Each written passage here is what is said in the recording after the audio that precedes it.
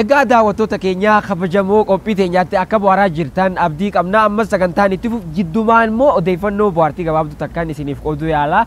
Jirbifootu mana irraa fageessu mala gabaabaa fayyadamuu wal qabateeti.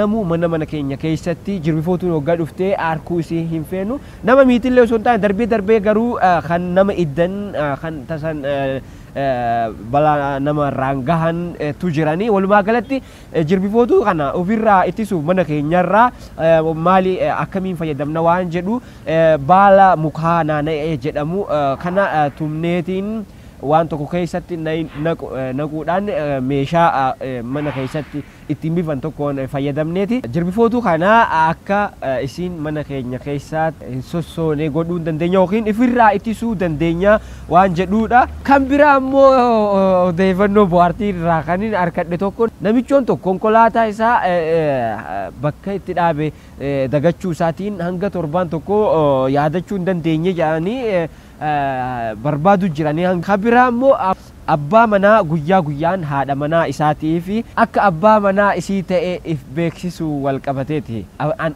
abbaa manaa kan jedhu jechuudha. Kood Raaneerti jedhama. Haati manaa isaa ammoo Hanaan jedhamti. Isaan lameen kun biyya Ameerikaa keessa jiraatanii egaa wal fuudhanii akka haadha manaatiif abbaa manaatti itti wal jaalatanitti wal jaalatu. Haati manaa isaatuun hedduu dhibamuu irraa dhibeewwan garaagaraa dhibamaa dhufte. Egas booda dhibeewwan dhibamte kan keessaa kan abbaa manaa isii wallaalchisu kan ammas tasa isii kuffisu ta'e. Kanaa jechuudha inni abbaan manaa isaa kun guyyaadhaani an abbaa manaa keetii jedhee isiif if beeksisuu dirqama jechuudha. Waan isin ajaa'ibu immoo jireenya kana keessatti isaan lameenuu gammachuu qabu. Jireenya haaraa itti fakkaata jechuudha. Jireenya akka waan reef wal jaalatanii jaalala oowwaa ganama akka reef wal fuudhanii takkatti kanaafuu gammachuutti qaban turanii ammoo abbaan manaa isee kun ni beeka.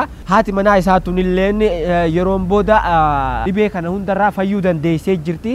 Eega fayyitee booda abbaa manaa isii ta'uu guututti beekuu dandeessee jirti jechuudha. Yeroo dheertuu jaalalaa fi wal danda'uudhaan dabarsuu takka irraa fudhanna jedheetiin ni yaade irraa.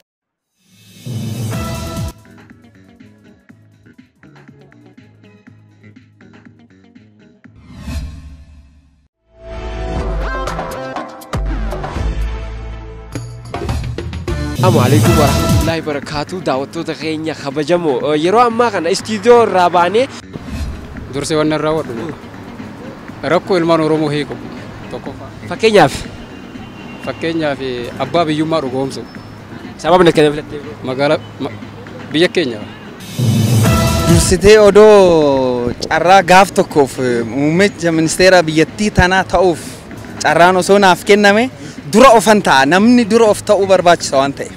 Hordofuu qoftee osoo hin ta'in akka qabsoon kun bakka ga'u nyaata dhiifnee guyyaa sadifaa mana mootummaa kan Ingiliz durattis beetiin beeka.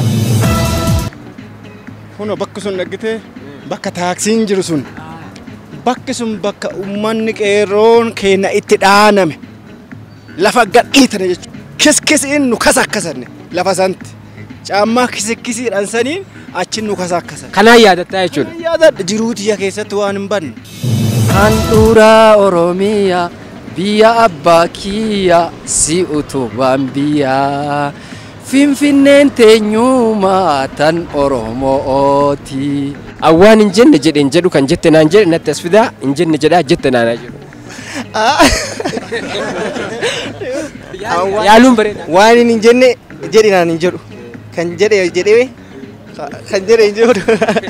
Namni biraa kan yaadu jira. Kan biraa awwaan hin jenne jedheen jedhu kan jette naan jenne natti as fidaa hin jenne jedhaa jette naanaa jedhu.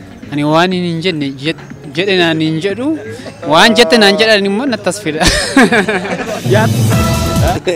Awwaan hin jenne jedheen jedhu kan jette naan jedhe natti as fidaa hin jenne jedhaa jette naanaa jedhu. Allahumma salli. Jechoonni sabni biraan irraa ergifatan afaan Oromoo keessaa addunyaan humtiyyuu kan ergifatte guddifachaa fa'i warri adiis warri gurraachis kan ergifatanii inni lammaffaan immoo fayyidaa sangaa barcuma kanaaf waan baay'ee nurraa ergifatanii jechuudha hedduu tarreessinee fixuu hin dandeenye.